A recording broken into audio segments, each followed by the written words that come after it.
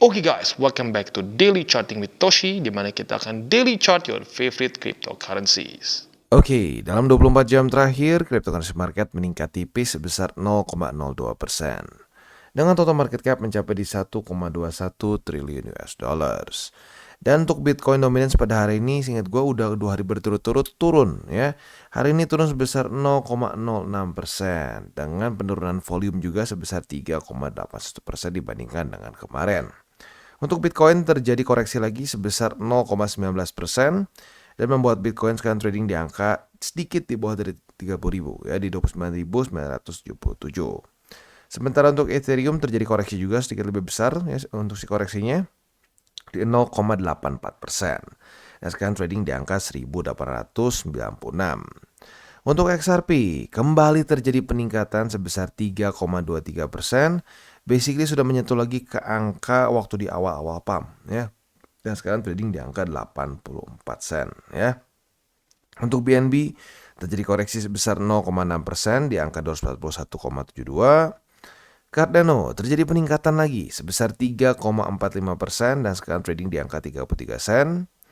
Untuk Solana terjadi peningkatan sebesar 0,74% di angka $26 lebih 65 sen. Dogecoin terjadi peningkatan sebesar 1,46% di angka 7 sen. Dan yang terakhir Tron terjadi peningkatan sekitar setengah persenan di angka 0,08. Jadi kita bisa lihat pada hari ini altcoins cenderung kembali meningkat lumayan signifikan di atas dengan Bitcoin ya. Oke, selanjutnya kita akan geser ke ekonomi kalender. Tetapi sebelum kita masuk ke ekonomi kalender, kita akan dengar dulu pesan-pesan dari sponsor kita pada hari ini.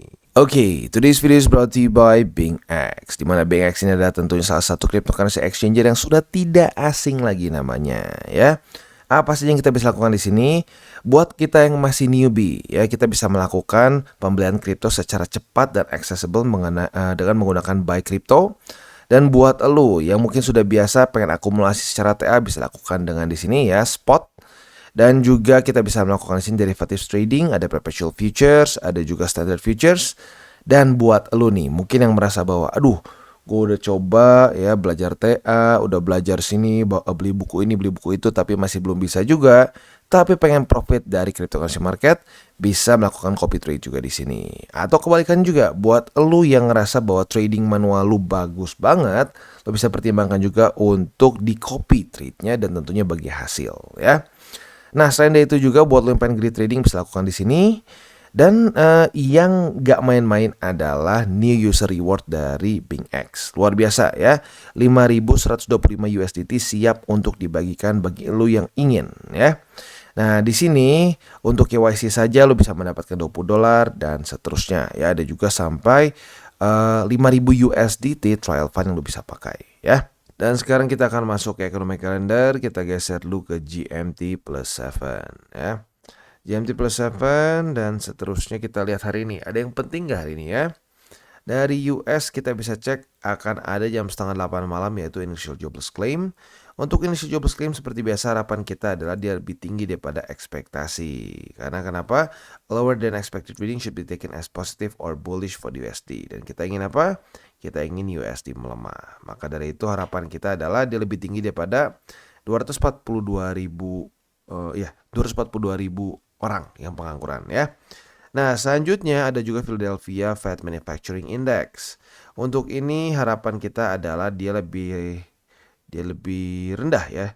Harapan kita dia lebih rendah daripada ekspektasi supaya USD melemah ya. Berarti lebih rendah daripada minus 10,4 ya. Itu untuk si Philadelphia Fed Manufacturing Index. Dan lebih malamnya lagi nanti akan keluar existing home sales. Nah, untuk ini harapan kita adalah dia lebih rendah lagi daripada ekspektasi. Karena kenapa? Lagi-lagi, while lower than expected reading should be taken as negative or bearish for the USD ya. Jadi kita ingin lebih rendah daripada 4,21 juta. Jadi kurang lebih seperti itu untuk hari ini ya. Cukup padat, ada 3 data penting dari US. Ada kemungkinan malam ini bisa cukup volatile ya. Semoga volatile sesuai dengan harapan kita. Oke, selanjutnya kita akan geser ke besok. Untuk besok kita coba intip ada yang penting atau tidak. Nggak ada yang bintang 3 ya. Jadi untuk hari ini kita ada 3 hal penting dari US. Besok santai ya. Oke, selanjutnya kita akan geser ke news. Nah, news ini datang dari US. Gary Gensler lagi ya. Ternyata setelah beres Ripple, dia menyatakan cryptocurrency market ini masih sangat penuh dengan non-compliance, dia bilang. Ternyata apa? Ini dia ya, tujuannya akhirnya mulai kebuka juga. Ya, dulu kan orang banyak yang bertanya-tanya, kenapa Gary Gensler itu kayaknya wah, semua kripto diperangin ya, kayaknya dia kalau bisa semua dibilang sekuritas. Ternyata apa? Di Amrik juga UUD ya. Dia sekarang request ya untuk mendapatkan budget ya, budget di 2024 sebesar 2,4 miliar US dollars ya, nggak main-main 2,4 miliar US dollars ya. Tujuannya apa? Ya karena menurut dia banyak yang harus regulasi. Tapi kalau ditanya regulasinya apa, ntar dulu, pokoknya gue dulu gitu ya. Luar biasa nih ya si Gary Gensler nih. Memang regulator kayaknya ini salah satu chairman yang paling apa ya? Chairman SEC paling terkenal karena ya di masa dia tuh aneh gitu loh. Regulasi belum ada, orang semua dimasukin ke court gitu ya. Jadi I don't know lah, I don't know. Jadi sekali lagi, penekanannya adalah dia meminta budget sebesar 2,4 miliar US dollars untuk SEC dan berencana untuk terus menyerang kripto sepertinya ya, karena dia menyatakan di sini kripto ini masih rife with non-compliance. Jadi harapan kita yang kemarin nih ya, dengan kasus XRP, SEC akan sedikit nggak terlalu ngegas, kayaknya enggak ya, karena memang tujuannya adalah mencari uang di budget ini ya, intinya minta duit lah, minta duit ke pemerintahan. Dan mintanya nggak main-main, nggak cuma 1-2 juta atau 100 juta. No, 2,4 miliar US dollars. Lu ubah ke rupiah nggak tahu berapa deh. Lu coba cek ya. Udah pusing hitungnya. Tapi intinya sudah ketemu nih. Udah ketemu jawabannya kenapa Gary Gensler kayak ngajak perang terus ke kripto ya. Ya karena ini pengen minta uang ujung-ujungnya. Karena kan nanti banyak kasus. Ya kita harus banyak duit gitu ya. Ternyata begini juga ya di US. Nggak beda jauh sama di seluruh dunia ternyata ya. Oke, selanjutnya kita malas jujurnya kalau ngomong mesti bagus yang lain-lain gitu ya. Ya Indonesia gitu ya. Nah, jujurnya jauh lebih benar gitu kalau mau regulasi gitu ya. Oke, kita ada aturan ini yang kita anggap legal. Di sini, wah pokoknya semua sekuritas ya, semua dibawa ke court, semua yang punya duit dibawa ke court gitu kasarnya ya. Oke, selanjutnya kita akan geser ke analisa di Twitter. Nah, ada beberapa orang yang ngomong kayak gini, Bang, gimana nih ya? Kok Nasdaq udah naik duluan? Kita kok cenderung kayak nanggung ya bang? Naiknya tuh nggak naik banget gitu ya. Nah sekarang kita akan bandingkan dengan di 2000 berapa nih? 2020 sampai 2011. 2021. 20 sampai 2021 ya, kok 11 sih ya. Nah kalau kita di sini ada sering kali di mana Nasdaq mulai meningkat dengan lumayan, Bitcoin cenderung ya dibilang meningkat tapi nggak terlalu besar gitu dibandingkan dengan Nasdaq. Sepertinya movementnya kok kayak lebih besar Nasdaq. Nah, kalau kita di sini sering kali terjadi juga kayak event gantian di sini ya. Nah, jadi kalau di sini duluan Nasdaq pump, udah gitu dia sedikit sideways, walaupun sidewaysnya lumayan naik sih ya. Nah, di sini Bitcoin ada rally juga, tapi udahnya waktu si Nasdaq sedikit sideways dalam tanda kutip, waktunya dia nge-pump ya. Nah, kali ini kalau kita lihat ya, Nasdaq udah nge-pump duluan. Apakah sekarang akan ngulangi lagi event seperti sini ya? Event 2 di mana dia mulai pelan-pelan menuju untuk ke pump. Maybe ya.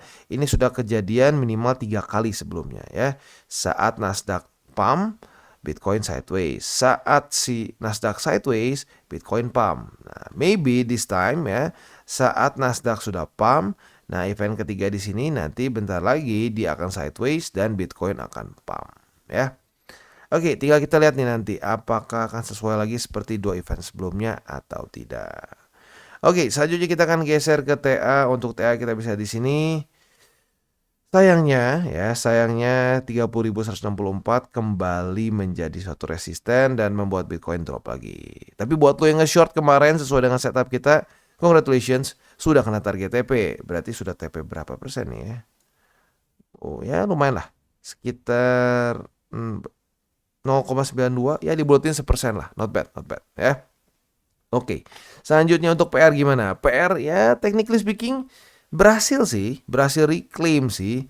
Kemarin kan kalau kita di sini dia sempat daily close di bawah dari 29.000 ya.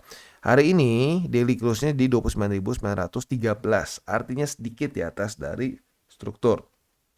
Not bad, tapi harapan gue sih ya lebih tinggi gitu. Nah, semoga hari ini daily close-nya bisa signifikan di atas dari 30.000. Ya, itu harapan gue ya. Jadi sekali lagi PR untuk Bitcoin di daily adalah daily close di atas dari 29.900 dan kalau bisa sedikit di atas dari 30.000 ya. Itu PR untuk Bitcoin di daily. Untuk di weekly-nya seperti yang kita bisa lihat nih ya. Nanti saat sudah weekly close baru harusnya makin kerasa, bull support band sudah semakin mendekat ya. Sekarang ada di angka 28.163. Nanti by that time mungkin 28.000 setengahan atau nyaris 29.000. We'll see ya. Nah, kenapa kita tunggu bull support band naik? Karena salah satu harapan kita adalah apabila ternyata Bitcoin stuck di sini nih, nggak dapat momentum ya. Kalau kita di sini volume mulai cenderung di situ-situ saja. Harapan kita adalah bull support band bisa naik ke atas pelan-pelan dan dalam tanda kutip menjadi trampolin untuk Bitcoin sehingga dia bisa loncat di situ ya. Nah, itu harapan gua untuk di weekly-nya. Bull support band kalau kita lihat secara keseluruhannya itu ada di angka kita cek di sini ya. Terendahnya itu di 27.556 sampai 28.163. Sekali lagi, secara historically apabila Bitcoin berhasil bounce di bull support band, kita bisa lihat di sini ya, pump. Di sini pump. Ya kita berharap kita nggak usah berharap pump deh, kita berharap dia rally aja ya, seperti di sini. Rally ya. Di sini rally. Jadi sekali lagi, bull support band ini sangat penting ya dan bisa dibilang adalah satu major support yang orang sering kali nggak tahu. Sebenarnya simple banget. Cuma EMA 21 dengan SMA 20. As simple as that. Tapi anehnya dari cycle ke cycle, indikator super simple ini seringkali menunjukkan apakah Bitcoin akan bisa lanjut bull market atau masih belum menemukan momentum ya. Oke, selanjutnya kita akan geser ke indeks dolar. Nah, untuk indeks dolar sendiri kita bisa lihat di sini ya. Mulai naik sesuai dengan pembicaraan kita dari kemarin-kemarin ya, normal karena kenapa? Kemarin dalam keadaan oversold yang oversold ya, benar-benar oversold yang lumayan ekstrim sampai titik terendahnya itu di berapa nih? 24 ya. Nah, untuk sekarang kita bisa lihat dia mulai sepertinya akan mendekati ke 100,99. Jadi kemungkinan besar ya dalam beberapa hari ke depan atau mungkin seminggu ke depan ya, dia akan mungkin retest ke sini. Harapan kita apa? Harapan kita adalah dia kena reject lagi dan membuat lower low daily close di bawah dari sini ya, di bawah 99,75. Jadi kurang lebih seperti itu harapan gua untuk indeks dolar dan juga bisa dibilang untuk overview kita pada hari ini ya. Nah, selanjutnya kita akan geser ke buy limit. Tetapi sebelum kita masuk ke buy limit, seperti biasa gua akan disclaimer dulu bahwa semua konten dari Toshi Crypto Indonesia ini bukanlah financial advice. Ini semua bentuknya adalah edukasi. Lalu bagaimana cara untuk mendukung TCI? Ada banyak caranya. Lo bisa like our video, bisa share our video, atau juga bisa menggunakan link referral kita di bawah. Harusnya kepilih karena banyak banget exchange yang sudah kerjasama dengan kita ya. Nah, selain dari itu buat lo yang sedang mencari hardware wallet, lo bisa pertimbangkan untuk beli di Encrypt ya. Kenapa? Karena Encrypt ini adalah authorized reseller dari berbagai macam brand yang ada di sini ya. Jadi buat lo yang kepikiran bang, aku pengen beli cuman takut tuh ada banyak cerita yang kena phishing, ada yang kena walletnya tuh udah compromise, ada yang dikasih palsu. Nah, lo bisa beli di sini ya. Di sini aman karena lagi-lagi adalah authorized reseller. Jadi kurang lebih seperti itu. Selanjutnya kita akan geser ke buy limit. Dan untuk Bitcoin kita bisa di sini ya, karena dia berhasil reclaim 29.900, maka buy limit kedua dan buy limit ketiga kembali kita bisa pertimbangkan untuk pasang di posisi spot kita ya. Sementara untuk posisi futuresnya kemarin sudah terjadi retest 1, retest 2 di 30.164 dan sudah kena target TP seperti yang gua katakan di depan. Kita kurang lebih profit ya, kalau dibulatkan sekitar 0,9% lah ya. Nah, selanjutnya untuk posisi long kita bisa lihat hari ini sudah reclaim, terjadi retest pertama. Kita lihat sampai besok. Kalau besok ternyata Bitcoin tetap daily close di atas dari 29.900, kita bisa pertimbangkan untuk limit posisi long di sini. Karena konfirmasi kita langsung bisa dapat buka posisi long dengan target TP di 30.164. Dan selanjutnya kita masuk ke Ethereum. Untuk Ethereum kita bisa di sini. Untuk posisi spot buy limit pertama tembus, kedua tembus, yang tinggal tersisa adalah tinggal buy limit ketiga yaitu di MA50.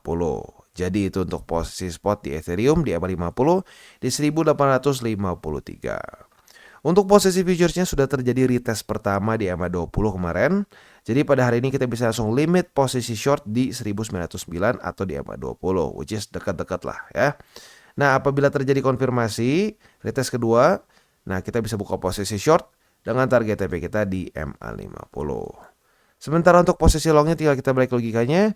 Retest 1, retest 2 di MA50 sebagai support, kita bisa buka posisi long dengan target TP nanti konservatif di MA20 dan agresif di 1909,55. Dan untuk Cardano kita bisa di sini ya, cukup mengejutkan, dia tetap mendapatkan momentum kemarin. Tapi belum terjadi reclaim ya, jadi bisa dibilang masih tetap yang tersisa untuk secara posisi spot di Cardano adalah di 30 sen ya. Kalau besok reclaim di sini maka buy limit kedua kembali aktif lagi. Itu untuk posisi spot di Cardano. Untuk posisi futuresnya kita sudah dapat posisi short karena terjadi retest 1, retest 2 di 32 sen sebagai resisten. Walaupun dalam kondisi minus sekarang ya, kita lihat sampai besok pagi. Kalau besok pagi jam 7 daily close masih di atas berarti cut loss. Tapi kalau dia bisa bertahan di bawah ya, nah target TP kita masih di 30 sen ya. Itu untuk posisi shortnya.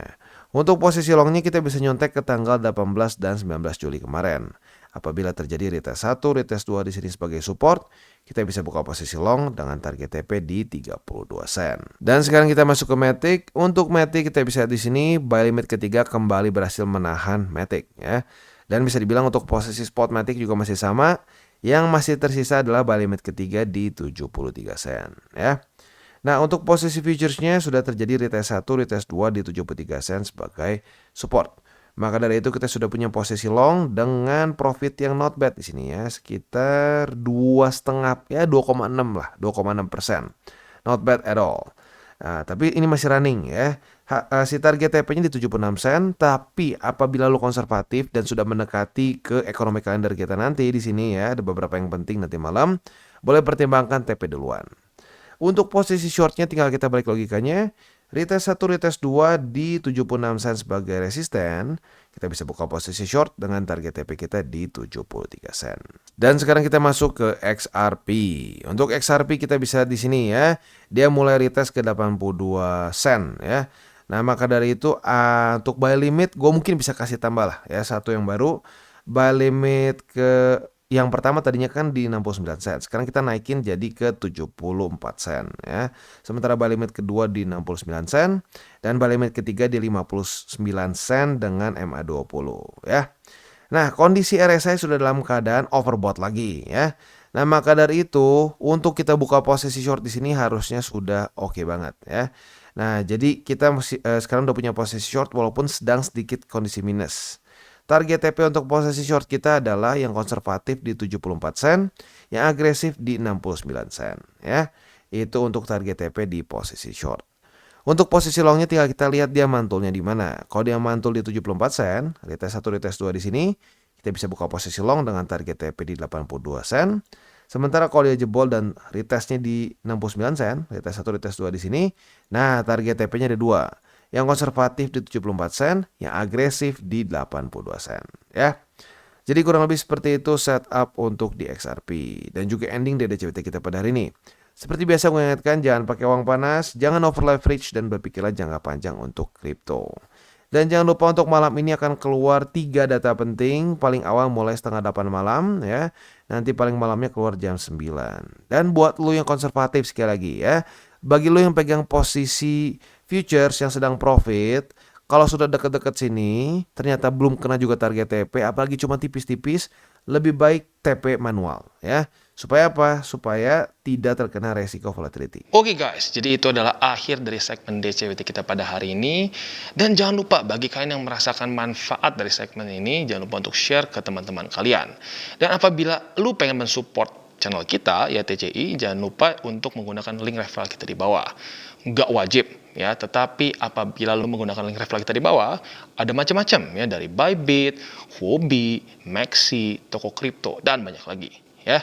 Ya, walaupun nggak wajib, tapi kalau menggunakan link referral kita, lu secara langsung membantu perkembangan dari TCI. Dan satu lagi, jangan lupa juga untuk join Telegram group kita, di mana kita bisa ngobrol-ngobrol santai mengenai dunia cryptocurrency secara dua arah.